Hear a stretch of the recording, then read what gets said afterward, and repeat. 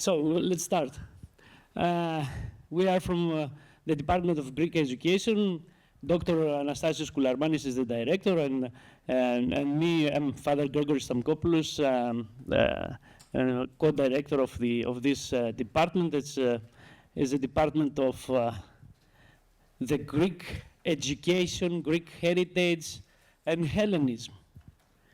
So I'm going to start with the importance of a Greek school, because sometimes we wondering what is why we need in a parish a Greek school. Some parishes they have, some parishes they don't.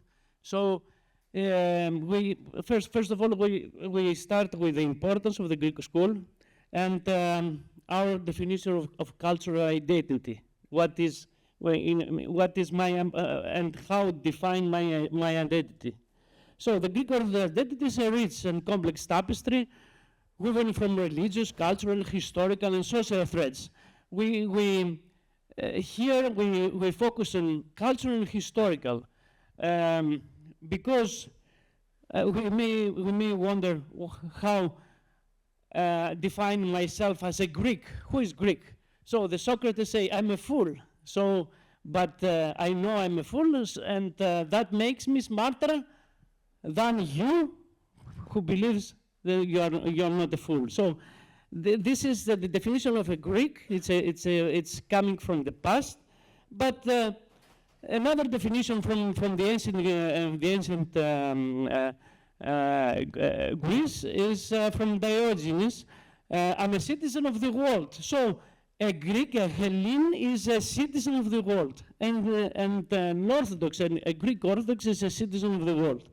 So, I have a quote from Isocrates, from the Πανηγυρικόν, «Το σου τον δε απολέλειπεν η πόλη ημών περί το φρονήν και λέγειν τους άλλους ανθρώπους, ώστι ταύτης μαθητέ των άλλων διδάσκελε γεγόνασιν, και το τεμελίνον όνομα πεπήκε νικέτη του γένους, αλλά της διανοίας δοκήν είναι, και μάλλον Έλληνας καλείστε τους της παιδεύσεως της ημετέρας ή τους της κοινής φύσεως μετέχοντας». We have the same in English. And so far as has our city distanced the rest of mankind in thought and in speech, that her pupils have become the teachers of the rest of the world. And she has brought it about that the name Hellenes suggests no longer a race, but an intelligence, and that the title Hellenes is applied rather to those who share our culture than to those who share a common blood. And this, from this quote of the Isocrates from Πανηγυρικόν,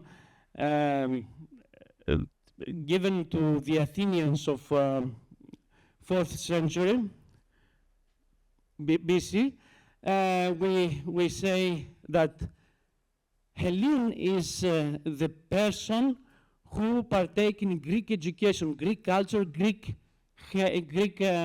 heritage. So I'm proud of my heritage and my culture. So I consider myself as a Greek Orthodox, and this Greek Orthodox means much. So I'm proud of this heritage. Since the 9th century, the identity of Byzantine citizens starts connected with Hellenism. I'm proud that I speak this language, the original language of Bible. I'm proud to chant almost the same hymns for over 2,000 years. I'm proud to read and understand the language of the Holy Fathers of the Church. And this is not only about the modern language, but ancient language as well. And the importance of understanding this ancient language sometimes with as a second, a third language, because we are the advantage as Greeks to not, if we have the literacy in Greek language, to have another degree, let's say, in ancient language.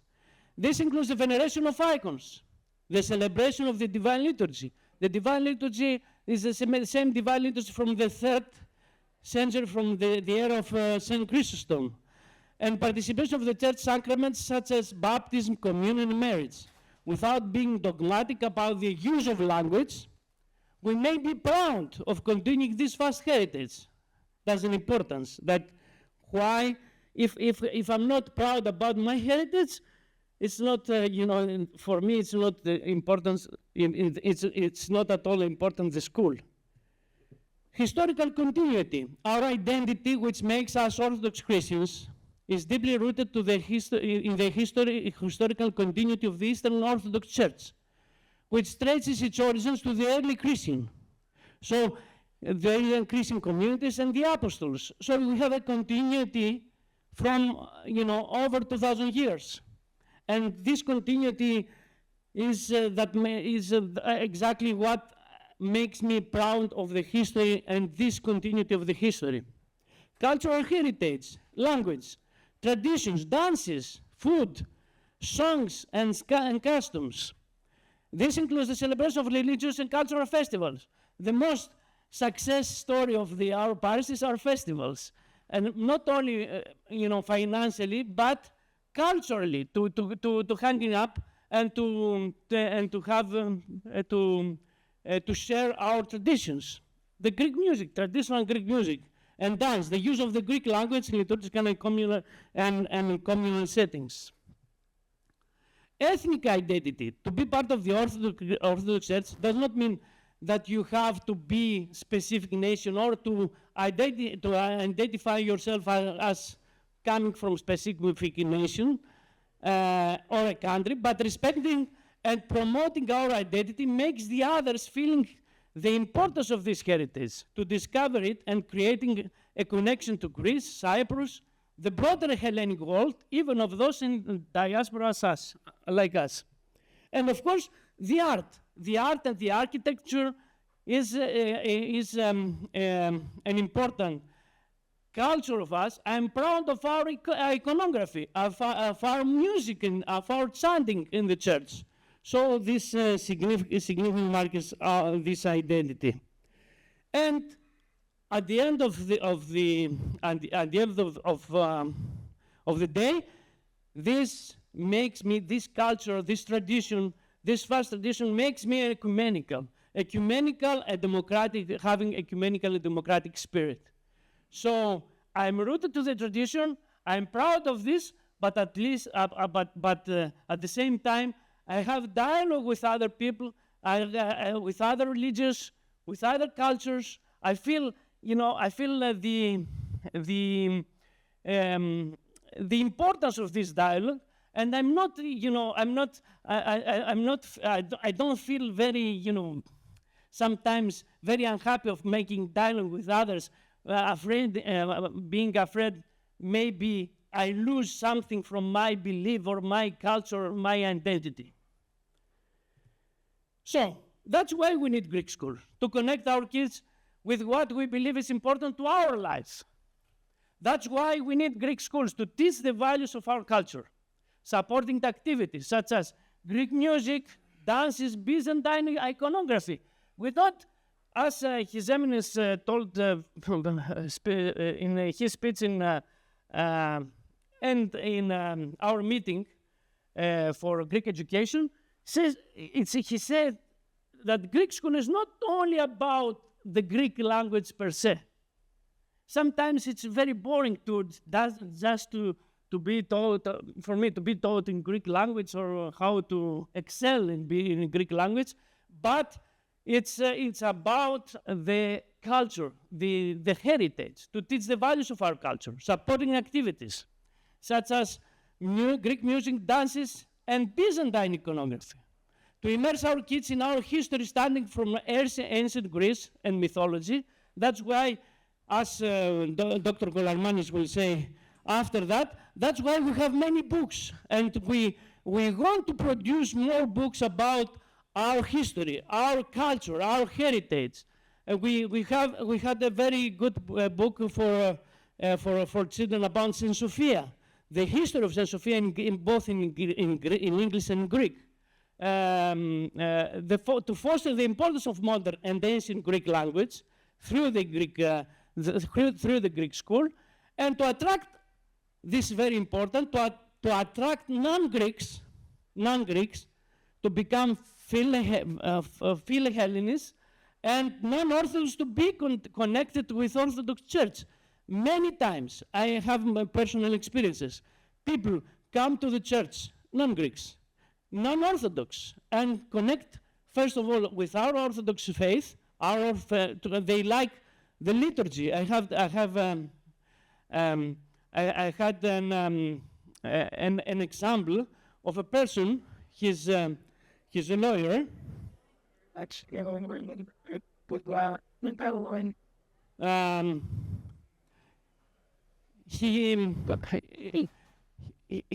came in once in my church. He used coming for many weeks before, and he said, I want to become an Orthodox. How? Because I like the liturgy. He likes the liturgy. I mean, it's very important to understand that how important and how what is the diamond of the culture that we have, and of course the rite of the Greek liturgy. A Greek school is not a burden, but a vital mission of our parishes. So we may have the school as a mission. We may consider the school, the Greek schools, as a mission of our parishes, and not a burden and financial burden as many parishes think and many parish council consider. Please, Dr. Koularmanis.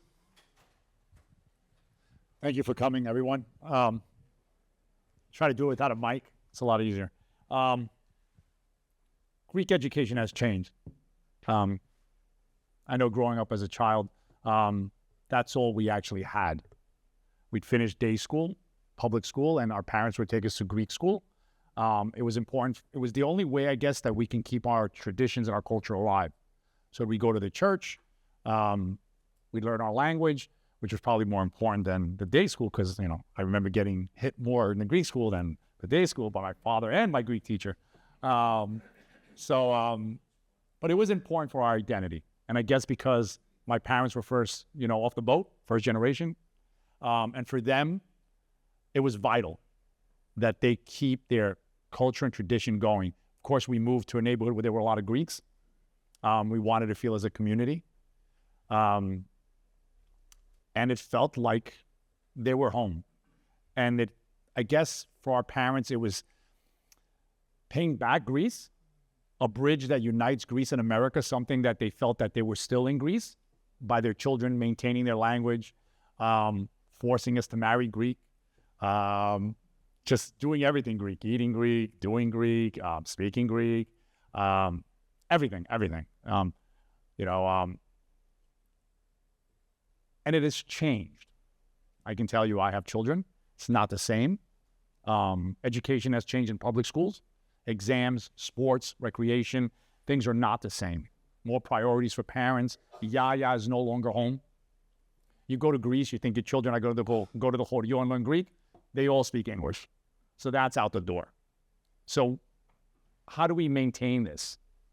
The church is the only vehicle in the United States that promotes the Greek language, other than the home.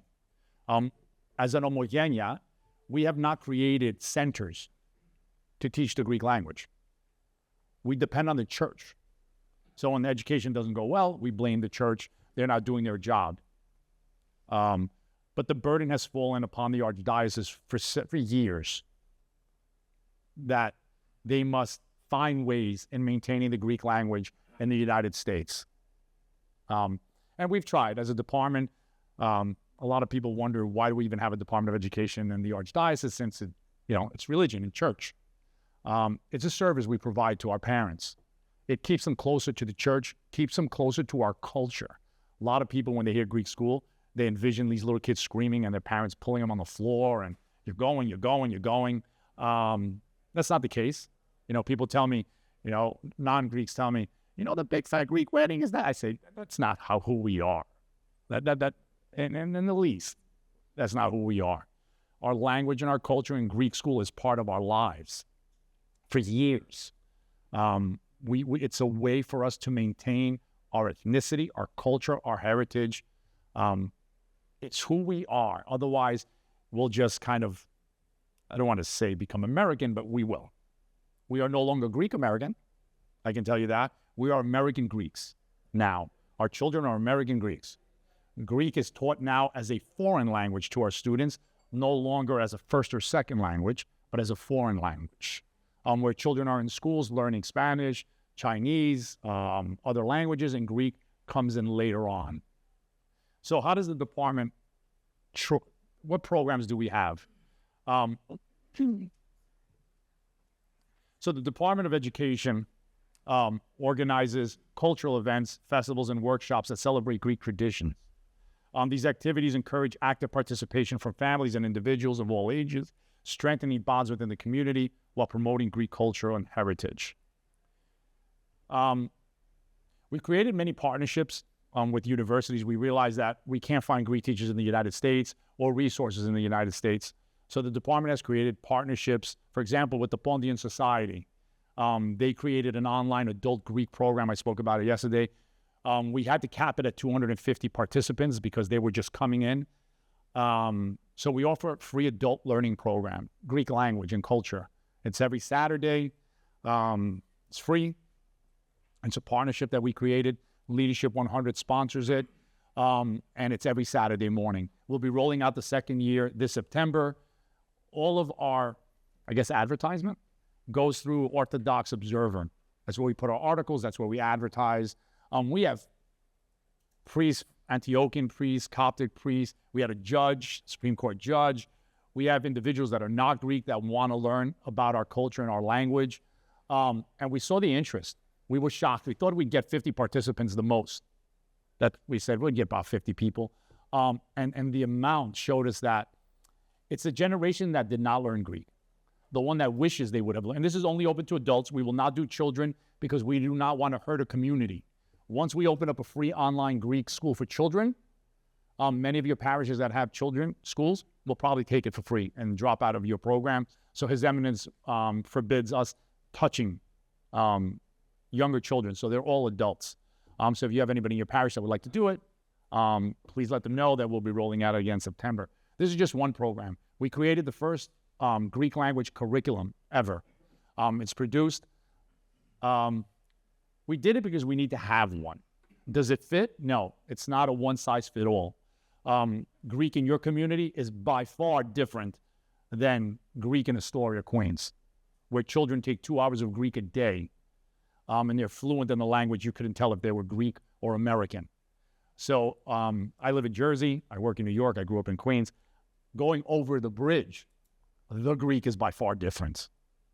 So every community has its own needs. People call me and say, do you have a curriculum? Yes, we do. But unfortunately, every community has different needs, different levels of Greek, different participants.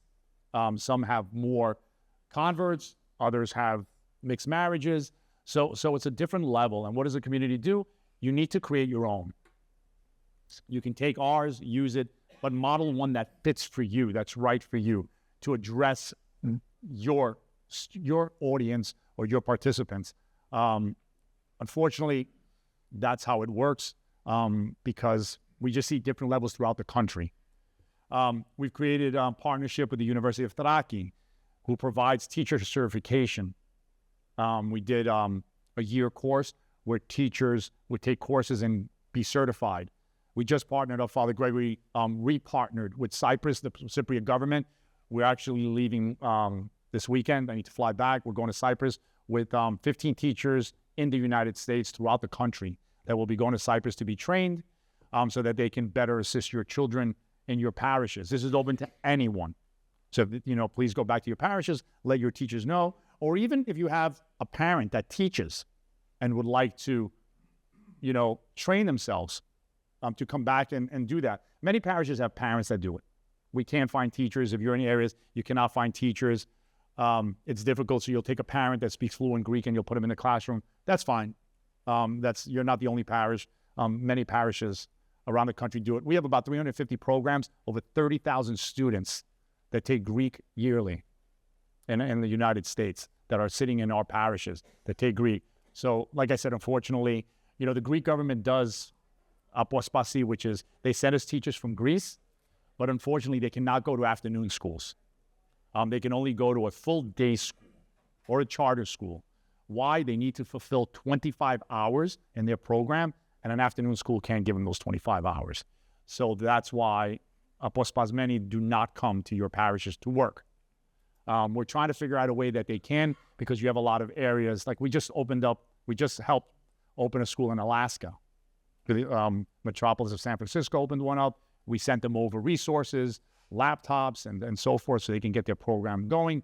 It's just one teacher by herself doing it and just providing Greek language to the children of Anchorage. So that's awesome that they did that. We partnered up with American universities as well. Stony Brook University in New York, we're creating a Byzantine studies book that will be coming out shortly. It has lessons for teachers to teach Byzantine, because that's part of our culture and then part of who we are as well. We had a grant from the Niakos Foundation. They gave us $600,000 to help during COVID. So what we did is, because COVID forced us to go online and teach Greek online, we bought smart boards and computers for parishes. We tried going through different metropolis. We assisted Pittsburgh, Detroit, New York, and New Jersey. And the money ran out. So we're hoping that we can renew our grant with the foundation, or we can find other sponsors. Unfortunately, we don't have many that run to save Greek education. And I was watching yesterday on the ministries when we were in there, and a lot of people are asking for money. So we're in line, and unfortunately, not many people come forward to donate to Greek education. I was the principal of St. Demetrius of Astoria, the only Greek-American high school in the world outside of Greece. And believe it or not, after 20 years, the only one that donated money was the Neapolis Foundation. Other than that, and Astoria has many wealthy Greeks, but nobody gave for Greek education. And in fact, nobody supported the only high school that we have in the country. So it's difficult. It's difficult when you go out and you ask for funding for the Greek language to receive funding so we can assist. The 600,000 went really far. We assisted over 100 communities. We did training. We helped schools transition to Zoom, to online classrooms. So many of you probably don't know that, but yes, your schools joined us, and we did services and we did training. That's how your children were able to have Greek online. It was because we assisted your teachers and trained them how to do this. And that was from a grant from the foundation. Unfortunately, like I said, the grant is done this year, and we're just trying to kind of renew the grant. Beyond linguistic preservation, the department emphasizes values of tradition intrinsic to Greek culture, such as hospitality, family ties, and religious practices. By promoting these aspects, they foster comprehensive appreciation of Greek heritage among students and a broader community. Some of you hold the book in front of you. The book was actually done in Greek. We are the Department of Greek Education. Μπορούσαμε να τα πω στα ελληνικά, αλλά νομίζω στα αγγλικά καταλαβαίνουν περισσότεροι. So διευθυντής μιλάει ελληνικά. Να μην παραξηγηθούμε και μετά πούμε ότι δεν μιλάει ελληνικά διευθυντής. Είναι Αμερικανάκι. Είναι just πιο εύκολο να τα πούμε στα ελληνικά. Αν κάποιος θέλει να μου αλλάξει το βιβλίο και να μου δώσει και να του δώσω ελληνικό βιβλίο, έχω ελληνικά, γιατί περισσότεροι δεν πήρανε. Αλλά έχω ελληνική έκδοση. So the book came out in Greek. It was a book that my brother married Colombian, the only one of the three brothers. And she has no idea. Comes home and sees us putting a cross on the door. Things were crazy. We're going to burn down the house. She came to a baptistry when we dunked my son in. She's like, "You're drowning the kid. You guys are psychotic." So I said to myself, it would be nice. And then I looked at my own kids. I told my wife, Maria, I'm a pethano. The kids are going to know na mu κάνουν τα 40. And she goes, probably not. I said, someone should write a book so that the new generation can kind of just, pethane, what do I got to do? Yeah. Ime kubaros, what do I need to do? And we created Irisism, where it goes through our traditions, not only traditions, but also service, where a person, I did it for non-Greeks, but now I'm looking at my kids, can kind of look at it, read it, and understand us. Because we're more than just a Greek language. We are an entire culture. Things that we do represent who we are. The stavro, the pomegranate, when we break it, and my wife goes, you got to go metokalopodi. But it's who we are. My son says, do I really got to name my son Anastasio? I said, I will execute, but you are done. There'll be no money. There'll be nothing. So, and I mean it. Oh, I'm one of those Greeks. I said, Jimmy, it's who we are.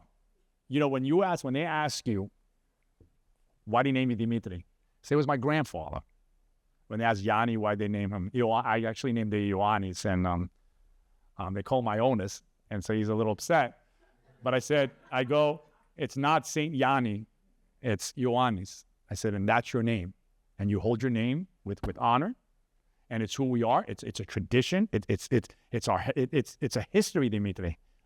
My father, his grandfather. You have your grandfather's name, and your son better be Anastasios, because if it's not, we have a serious problem here. So, what about mom? I said, no, it's a girl's gonna be Anastasia, Jimmy. So, but it's important. Look, even these little things, it's who we are. It's who we are. It's not a cake that's in the front when we do a mimosimo. That's not what it is. And people look at it, okay, I'm gonna get the sweet candy. No. It's koliva. Why do we have it? What is it? And the book was a vision, and we created it.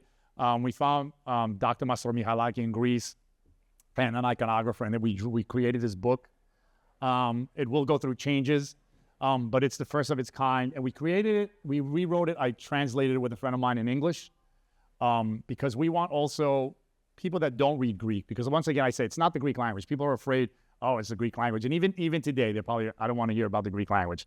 But we're not talking about the Greek language. We're talking about what our schools do. And this is what our schools do. They teach all these values. So when you question yourself, why do we need a Greek school in our parish? This is why. People will come, those 60 students that come to your church, those 60 families that come, if you don't provide that service, they'll go somewhere else. And we will lose those parents as well. You will lose those families.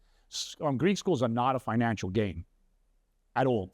St. Demetrius was in the hole for $1 million a year, and the parish would fundraise to unbury it on its own with no support from anyone. They could shut down the high school, shut it down completely, no burden on the community, do really well. They're struggling right now, but there's no way they will shut down that school.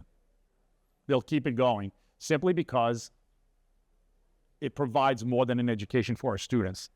How many clergy have come out of Astoria? I've been there. Father Dionisi was my student. His Eminence, Metropolitan Alexio, came out of Astoria. Nathaniel, Chicago. Father Nectarios. Well, there's Grace Nectarios. These are all Astoria boys. So Astoria just doesn't provide the Greek language. It creates clergy. It brings them closer. And as I was listening, we're short of clergy. But this is what the community does. And this is what your Greek schools do. It brings them closer. You may not think so, but it does. It brings them closer to our faith, to our culture, to who we are. We organize summer camps dedicated. Well, we have the Ionian Village. Okay, not only the Office of Education, but the Archdiocese has camps dedicated to the Greek language, learning and cultural activities. It provides children and teenagers with intensive language practices in a dynamic environment. These camps often include traditional Greek music, dance, arts, further enriching the cultural experience. We have partnership, as I said, with museums. We actually have a partnership with the Acropolis Museum in Greece, and they've given us lessons, virtual lessons, so kids can see the Acropolis virtually. They actually partner with us where they do it live as well. We have a curator that takes, if your school would like to do it, you can call us, and the curator will take the students around the Acropolis live to see it. These collaborations broaden educational opportunities, deepen the community engagement with Greek culture, artifacts, and knowledge. We have a lot of online resources, so please tell your teachers to go on our website. We have everything online. Our books, I know many of you guys use Papa Luizo's books. They are more basic, more easier. The Archdiocese has a series. It's online. It's PDF'd for free. But if you want to buy the hard copies, we put them on Orthodox Marketplace. When COVID hit, the Archbishop wanted everything to be given for free. He didn't want us to charge communities. He wanted everything to be accessible because it was hard during the COVID years. So everything was digitized by Father Gregory, and we gave everything out. Communities would call us back and say, listen, going to Staples and printing is by far more expensive than what you use to sell your books. So we reprinted them. The Archbishop goes, reprint them again. So now they are in an Orthodox Marketplace. And if anybody would like to purchase them, Irisism is on there as well. So everything is accessible if you would like to purchase it. This initiative supports lifelong learning and connects individuals worldwide who have an interest in Greek heritage. Integrating Greek history, literature, and cultural practices into educational curricula ensures that students not only learn the language, but also understand this broader historical and cultural context. The integration fosters a deeper connection to Greek heritage among younger generations. This is something new we're working with. His Eminence, if you came to Greek education when we had our committee meeting, he's very big with culture and very big with teaching our kids more than the language. And he's seeing how it's difficult. Many communities are having a hard time promoting the Greek language. So it's his belief that, you know what, let's work on culture. Let's work on our identity. Teaching kids Greek dance, teaching kids culture. So if you have a program in your parish, at least like a dance group, something that the kids can learn their identity from. You know, like I said, language is difficult. It is. These Greek schools are hard to sustain, but we don't have to just do that. They can learn Greek through dance. They can learn Greek through cultural activities that you have, through essays writing. Even when the children do the oratorical festival, they're learning, they're researching, they're learning about who we are. When you're researching the saints, you learn a little history about who we are, and that's important. Establishing partnerships, once again, with mainstream educational institutions to integrate Greek language and cultural studies into the curricula ensures broader recognition and respect for Greek heritage within educational frameworks. The Archdiocese has an exam called the Lotte exam. It exists in New York, New Jersey. We just got it approved for Ohio, Pennsylvania, Connecticut. It's an exam that we give and kids get credit. It's like the Elinomatia, so I'll tell you the difference so everybody understands. Elinomatia is a Greek exam, not a Greek government. Don't let anybody tell you it's a Greek government. It's a private organization that has partnered up with the Greek government and sells their exam. And you pay $100 a pop to take this test. And if you do Vita Dio, you get the seal of biliteracy if your school gives it. You just don't take the exam and you get a seal of biliteracy.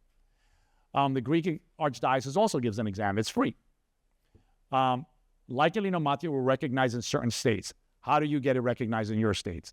Well, you need to contact the State Department of Ed and let them know that there is a certified exam by the New York State Department of Education. By the way, we're the only ones certified to give this exam. And if the Archdiocese doesn't write it, it's done. So we write it, we fund it, we pay for it. And then this year, I think about 400 students took it in tri-state. And it's only in tri-state because those are the states that push the exam to be recognized. So if you, in Ohio, so if you contact your state and say, we know that there is an exam, can we recognize it in our state? What that does for your children is that, one, they receive high school credit, and some universities exempt your children from a language. So you skip a language, which gives your children more opportunities to take a minor in college rather than being forced to take 2 years of language that some university. My son's at BU. If he didn't have it, he would have had to take Greek. He would have had to take another language. He took the exam, so he's fine. So we do offer an exam, and that's the difference between Elinomatia and the Greek Lotte exam that the Archdiocese gives. We host outreach events like Greek food. Well, you do. You host events like Greek food festivals, cultural performance, and heritage celebrations. Indirectly, this is promoting our culture. You know, like His Eminence said, you know, a lot of our kids are dancing. They don't know the music, but they are. And that is important. They're learning something. As long as they're learning something about who we are, and they're not embarrassed of it. They're not embarrassed with wearing the Tsolya outfit, dancing Greek. And that's important. That's something. Leveraging modern educational tools. So a lot of our Greek schools don't have the tools that they need. And at this point, we really need to thank our teachers. A lot of our teachers do this. They call it a liturgima. It's not working. Teaching is a liturgima where people do it for the love of teaching or for the love of the Greek language. I actually resigned from a tenure position. This is my 25th year in education. I hold 6 degrees and a doctorate. So I could actually get a job somewhere else. So, some people look at me and they think, oh, Koularmani can only work there. No. I left a position because my parents said to me that I should leave public education and do something more valuable and help my own people and go work for a Greek school, or I'd be doing something good. And that's what I did. In a couple of years, I'll be retiring without a pension, without a pension, without health insurance, without anything. Teachers retired 25 years. This is my 35th year in education. I wouldn't change it. I think people ask me why I have stayed so long. I said, one day my kid will be walking in the street somewhere with his children, and they'll say, "What's your name?" And he'll say, "Dimitri Koularmani." And he'll be like, "Was that your father?" And I said, and that's why I do it. I said, the Greek Leonidas and them thought that it was better to leave a legacy than, and knew that they would die going to battle. But their idea was that I will leave a name that will live on forever. So I tell my kids that one day, Jimmy, when you're walking, they'll tell you that was your dad. And you'll say, yep, that was my father. And I hope I have changed Greek education in some way. I want to believe that I have, that I've given a part of me the way many other, listen, I'm just one. There's teachers that have worked at St. Demetrius for 45, 50 years that are getting $30,000 and have been there 50 years. Many of your teachers that have given a life to help. Our Greek teachers make $500 a month. Just so everybody understands, it's about a couple of dollars an hour. So they do it because of the love of the language and the love of the parish and our faith. Because it's important that we understand, personally for me, language and faith are one. We go hand in hand, and that's why we do it for our church, for the next generation of Greek Americans.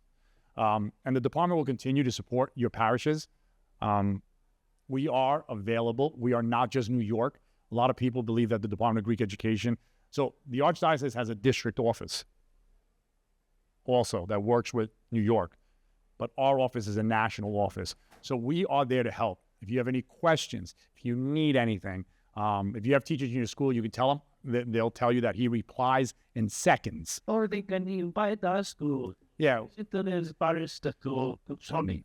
Yeah, we just spoke with somebody that we will be invited to do a conference. We do every November. We have a conference. We have a High Council on Greek Education. His Eminence created this council, and there's 30 members throughout the country that represent your metropolis.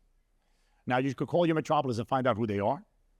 They represent. We did it so that we can better understand what your needs are, and they're supposed to come back and tell us that our metropolis can use this, can use that. But there are members in your area that sit on our board that represent your metropolis. And you can speak to them, or you can email me and I will tell you who they are.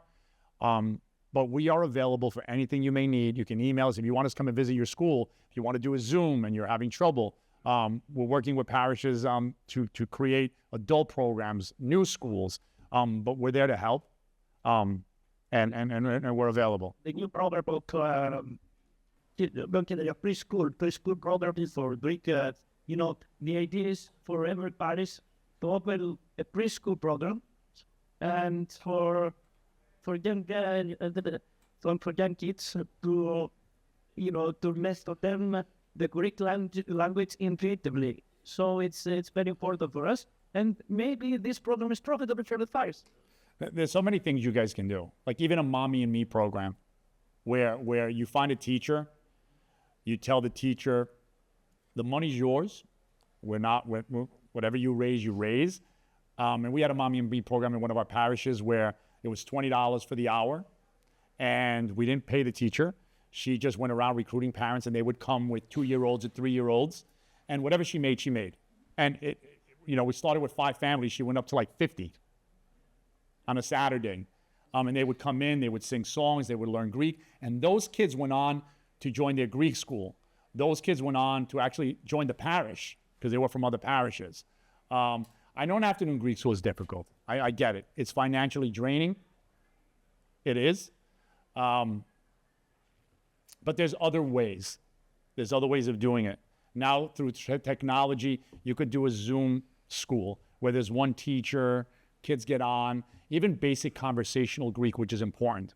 You know, even if the kids can learn just how to speak, not grammar and spelling, but just even conversational Greek, that's a step forward. So I'd like to thank you in closing. I'd like to thank you. This is actually, people have told me my predecessor had like one person show up. So the fact that these meetings are, people are coming shows that there is an interest. And I have noticed that the new generation of Greek American is interested. There's a cycle. They're coming back to, learning, to filling our schools. The younger grades, the preschoolers, the first graders are coming back. And that's great. That's great that we see that. But if anything you may need, please know that we are available. His Eminence's priority is to open schools. That's what he said. He goes, we will open and not close. And he's done that. There's 2 schools in New York that were suffering tremendously, day schools. One is doing extremely well. And the other one, we just jumped in. Father Gregory was actually appointed there in that school to assist. So whatever resources they are, His Eminence will make available to keep our schools going. And that's a promise he made, and that's a promise from us to you. So in closing, thank you so much. If there's any questions, we can take a question or two. I do. Okay. Your focus has been on books. Okay, good. So we're neighboring. Yeah. Do you music? And I only say that because my first language was Greek. And going through the American school, I lost a lot of it. Understanding it, not as much, but I've lost the vocabulary of it. So as I've gotten older, I'm listening to more and more Greek music, and I'm picking up more and more words. That's good. Yeah. So So the question was that we have concentrated on books. So the Archdiocese created a lot of books. And she asked, do we have any songs? Do we have anything that deals with music so that, some kids prefer music, that they can learn the language through music? There is a company in Greece that makes for foreigners. We've been collaborating with this company. We had some discussions last year. So they produce children songs, simple children songs in Greek, just for a notion, for an idea, and to sing again and again this song and for the kids, and to get the idea, to get the notion, to get to understanding some words from song. We have partnered up with Stylinica, which is Simon Fraser University. It's a free online program. So if you Google Stylinica, it's free. You can register. It's an online learning app. It's called Stylinica. That's free. We've also partnership with Elinopula, which a lot of schools use. It's actually based in San Francisco. This business guy created it. Has nothing to do with the Greek. He had nothing to do with the Greek language. He just wanted to do something for his culture and his heritage, created this app. His mother was retired. I think she was an executive of Chase or something. And Anastasios, she's from Cali, and she took over the program, and she has done really well. She does cut a discount for any archdiocesan school program. I think it was like $90 a head, and she does it for us for like $40, $50. The program is exceptional. And it's an app for children with games to learn the Greek language. And it's been successful, and we partnered up together to kind of work out a price and try to help out our parishes because they can't afford it. Right, and I understand. It's just, I know that a lot of kids learn differently. So with music, especially like liturgy, there are some things I know in Greek that they say in English and I'm lost, during the liturgy. So I know that everybody learns different. So liturgy and music, games are other ways. Yeah, I like to necromote a little bit. There's a simple way too, because I have also lost some of my vocabulary in my first writing.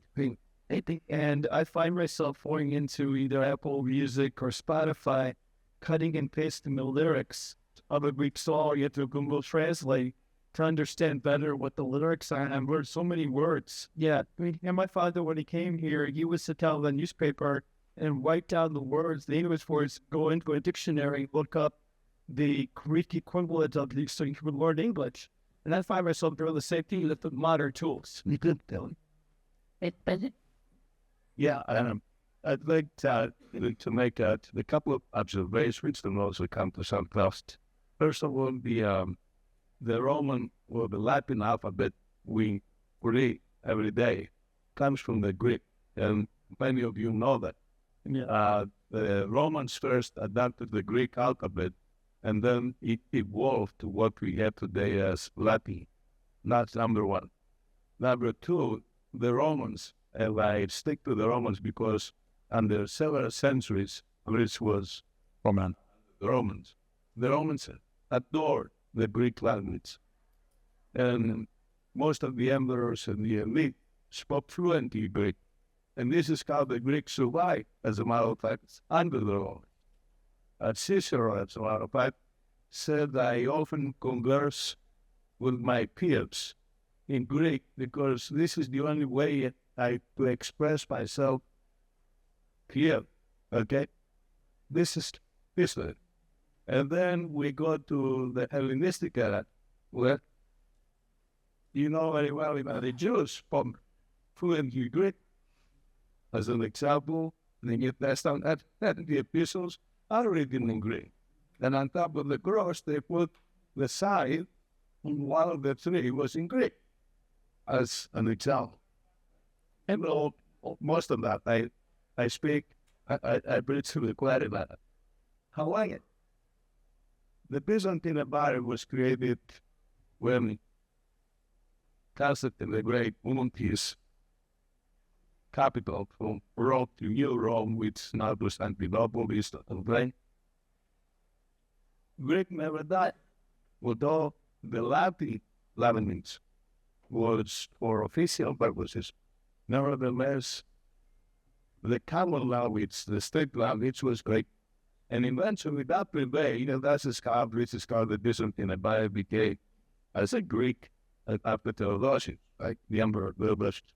Well, this is, of course, history. So what can we do today? Now, one of the ways many of white children, some speak Greek. If you come from Australia, they speak fluently Greek. But if you come from Utah, they don't know anything and they don't care about this. Nevertheless, there is something that we miss. About 60% of the words we use, the Greek roots. We can capitalize. Let's say we establish a program where we give a scholarship, a trip to Greece for free to students.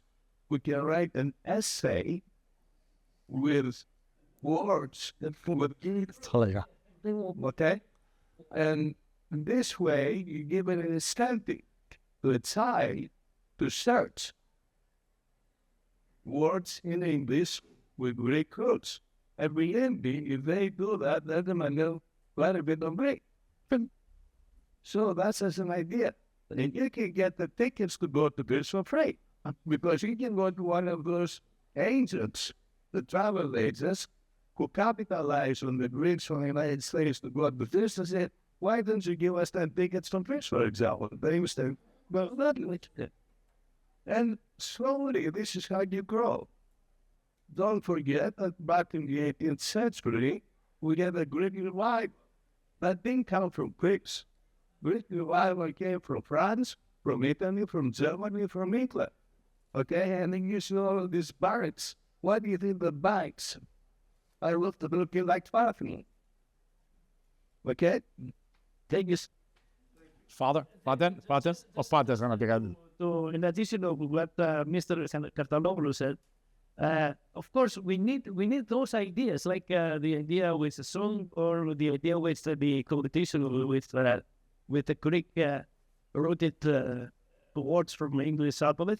And in addition to that, just to remind you that Newton, the famous physicist, his notes were written in Greek, in Greek. So Fantastic. thank you for the presentation and thank you for coming out to our community in the fast. And also we are one of the beneficiaries for the smart words and we're grateful. In this coming year, we're gonna squeeze double the teaching hour to the intrigue. We want the second day to be used for content section of is there a curriculum that we can use? So we have one. We can, if you can email me, I can send it to you. And the teachers can, θα το κάνουν adapt όπως θέλουν. Και στο level είναι διαφορετικό. So μπορεί να πάρουν ιδέες όμως, πώς να το κάνουν. Ή μπορώ να κάνω ένα meeting με τη δασκάλα που θα το κάνει, με μια καθηγήτρια από τη Θράκη, να μιλήσουν και να της εξηγήσει πώς μπορεί να το κάνει το πρόγραμμα. Θα το κάνω Zoom. Excellent. Thank you. Thank you very much. In time, I was floating about using English words. The former governor of Greece, Anastasios, did exactly that in a speech at the IMF many years ago, where he gave his entire speech using English words that were derivatives of Greek. I'm one of those minorities that, first of all, for defecation purposes, I'm the Clergy-Laity president of the American Orthodox Archdiocese. So I've been dealing for 37 years. And I congratulate you for your commitment to the English heritage language and so forth. It's admirable, it really is. And just like you, I've got no pension coming in, I've got no health insurance. I'm going to Medicaid next year. But because okay, but where I stand, all of the issues that I have found in the learning community, into advocating, because I advocate for U.S.-Greek, U.S.-Cyprus relations on the geostrategic issues. And I have found that actually we've done pretty well when it comes to the Hellenic culture, the traditions, the dances. We see competitions of thousands of dance troops in various parts of the country participating and so forth. We have not done a good job in promoting the issues on the homeland as it relates to U.S. issues in the Eastern Mediterranean. And I take a group of 11 students, and Mr. Prepares here was one of those, and I've done it for 16 years. And I just had a speaker on the trip I just finished this past Sunday, and just recently I flew it here. And she goes to Georgetown University, and they have a Greek language program there, and they have a teacher who's reading Latin. And to her, she thought about Smyrna of 1922.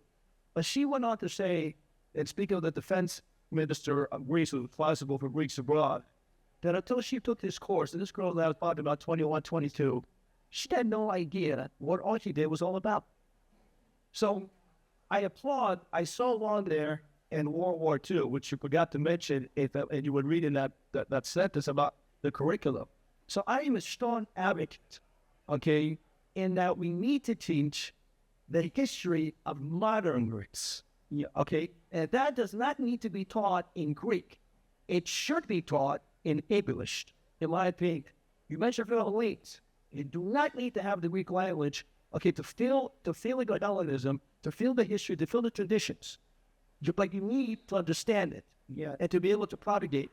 And therefore, when you go on a tour of Normandy, as I did many years ago, okay, and you have the tour guide explain to 50 English-speaking people from around the world that the first victory of World War II was Al Alamein, you can challenge her on it and say, no, the first victory of World War II was not Al Alamein. It was the Greeks fighting the Italian fascists of 1940 that turned the tide of World War II.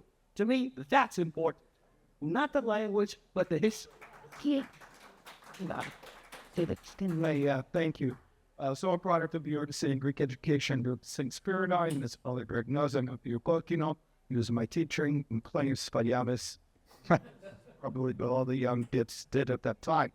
And what I'm hearing today is wonderful, a lot of great ideas. And my suggestion and comment is simply if you can create sort of a role-based learning pathways, right? So as you talk about it, and maybe it's not so clear, when you think about the role of the teacher, through adult versus the role of the parish with some of these other activities versus maybe some of these other things that Nick's talking about, you're making a comprehensive, plan, right, that people can look at to then start picking and choosing what ideas fits for them, right? Because living on the if we have like a listen, a Greek-Communication teacher, she can't be representing the whole community at what it needs to have. So I think a guide like that, how if that helps, does that mean encapsulate all that? And Nick, we will no longer say that heroes fight like Greeks fight like heroes. We will say that heroes fight like Greeks. Winston Churchill. One short example of I think we look at the that artists as I say the story happened. I don't know much about history and about history. That was made. They made a survey a few years ago in the center part of the United States, and one of the questions was, "What is marathon?" And I think and the answer they got from most of the kids was the gas station or the Κοίτα, μη πάμε μακριά. Άμα είχαν δείξει η φωτογραφία του Πατριάρχη και είπανε ποιος είναι αυτός. Και δεν ήξεραν. So, κοίτα, έχουμε και παιδιά που μπερδεύουν το όχι. What's more, you know, Και μόρτσους λες, σε ποιον είπανε το όχι και λένε, there was τι έγινε με το ρίτλινγκ, η απελευθέρωση από τους Τούρκους. so yeah. Αυτό λέγει στην Ελλάδα, δεν είναι μόνο έτσι. Listen, many years, and I think it's advocating. When I was in public school, we did, I think, maybe 3-4 months of Greek history. I went to public school. It was about 3-4 months. I remember the books. I remember learning about history, and Greece was, the important part. Roman history, Hammurabi's Code of Laws, the Phoenicians. Now we do a day of Greek history, and we move on. We can no longer teach the Odyssey. But that's the homogenia. What have we done to advocate? We got rid of the Odyssey, and they said something's wrong with the Odyssey, to teach the Odyssey in the public schools, and they stopped it. Public schools no longer teach the Odyssey in their programs. Okay? There's been replaced because it's banned. I don't know what Odysseus did that they banned it. Maybe the Cyclops, because he heard him, he didn't identify. So, but that's done. So I think advocating as a community. place in Greece that the Odyssey is done or here. But we didn't advocate for it. We allowed it to be removed. And that's where we go as Greek Americans to advocate things for us, to allow. I remember we marched, with my Silova to the White House for Macedonia.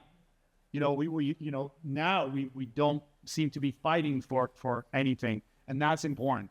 That, yes, teaching even non-Greeks about our culture to understand what we went through.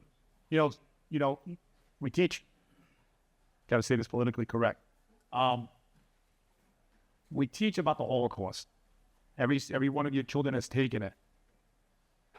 And for me as a Greek American, I feel that Greece suffered a bigger Holocaust.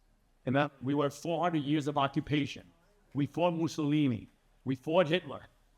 And yet, it's never discussed that we have been in war for centuries. Greece, the mother of democracy, has suffered. The amount of Greece that died through these 3 wars, it is tremendous. And we're a country of pain. And yes, if it wasn't for Hitler having a problem with Crete, and he would have annihilated the world. And it says that in history books, if you Google and find Greece, and my son says, I'm tired of listening to you. And I had to now, can I only get my knee? He goes, no. I said, read the book. Because Hitler thought that he would take over Greece like he did Poland, he went in and thought, I'll take him over in a couple of days. And he wound up fighting Russia in the winter. And he lost. So if they weren't stopped, and when we should be proud of that as Greek Americans, as Greeks, that we did this, a small country. And we've come through a lot of things. We've come out victorious. They say that, they were talking about the Olympiacos. They were like, look at the Greeks will never be ready. And they said, don't worry, the Greeks will figure it out. Last minute, but they'll figure it out. And when we work together, when it comes time we get together and we produce something tremendous, extraordinary.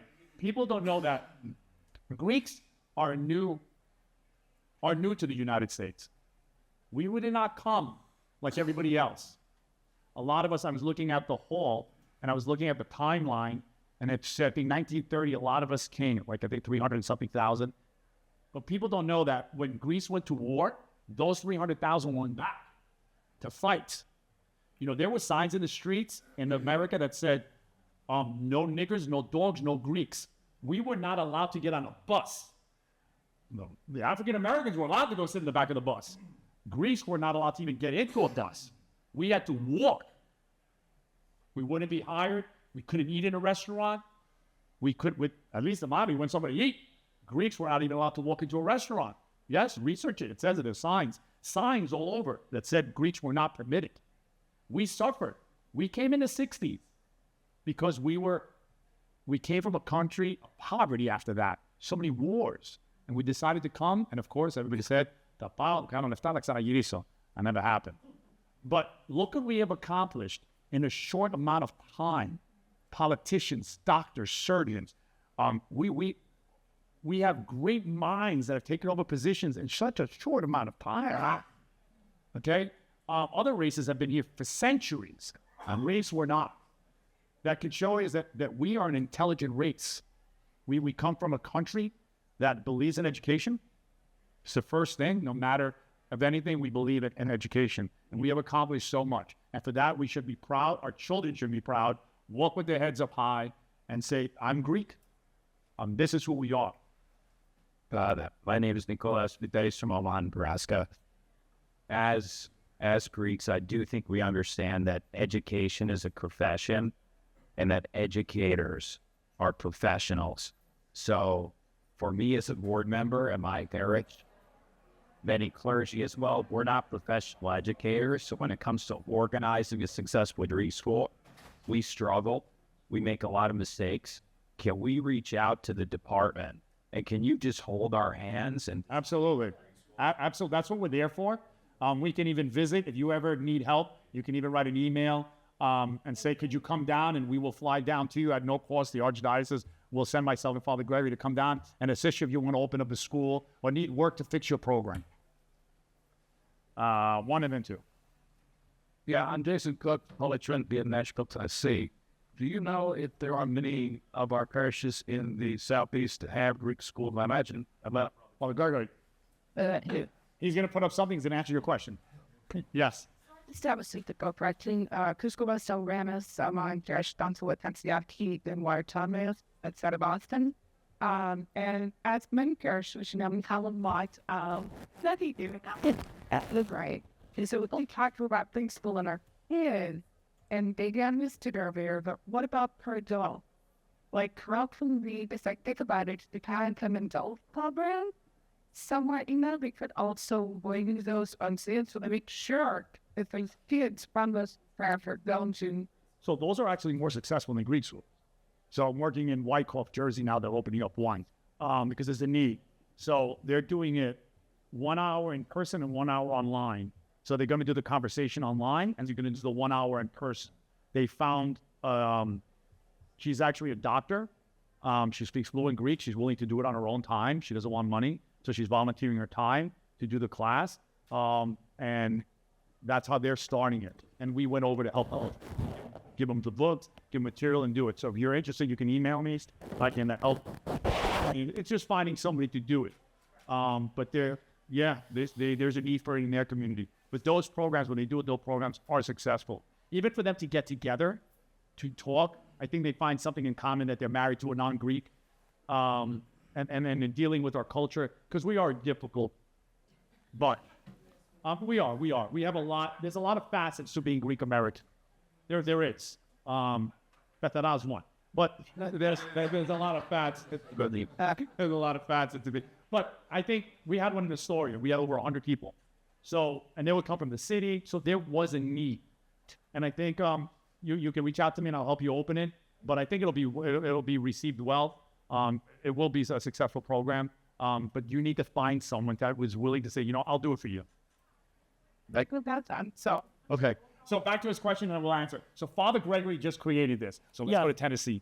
Yeah, for the first time in the history of the Archdiocese, we registered all the Greek schools in the area, in America. Tennessee, here, Nashville, Where are you? here. There and Nashville. There you go. We got one, so live mouth.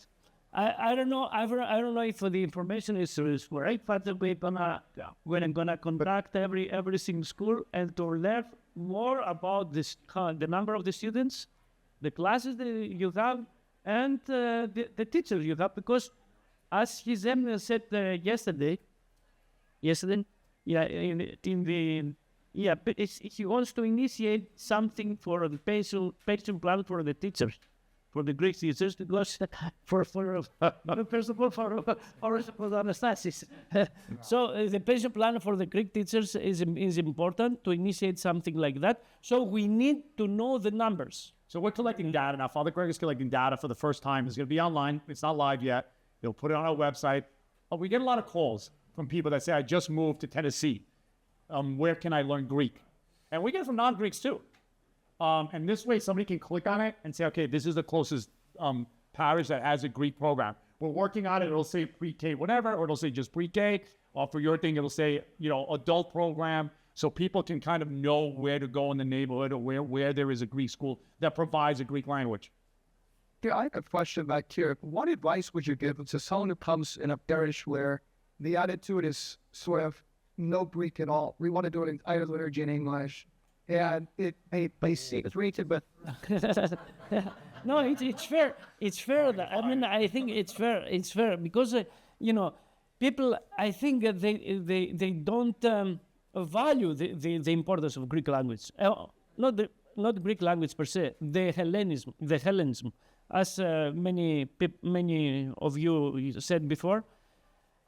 First of all, we need to persuade ourselves that we need that. And if we persuade ourselves, we persuade the other people to join us in the great journey to Hellenism. It's a great journey, and we have to, as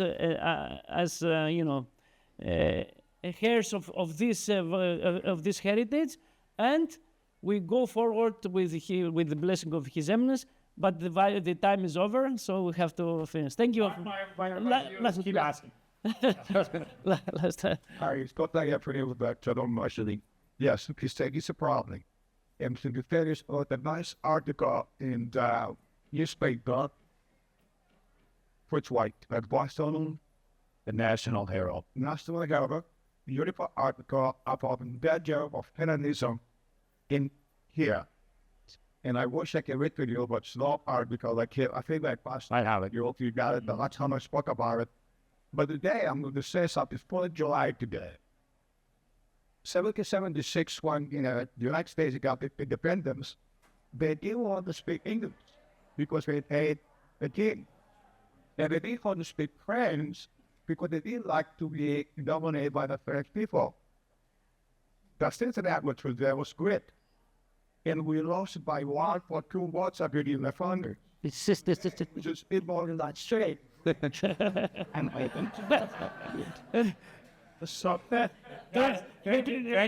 Το πρόβλημα είναι με ποια προφορά, με την Θεσσαλική ή με την Αθηναϊκή.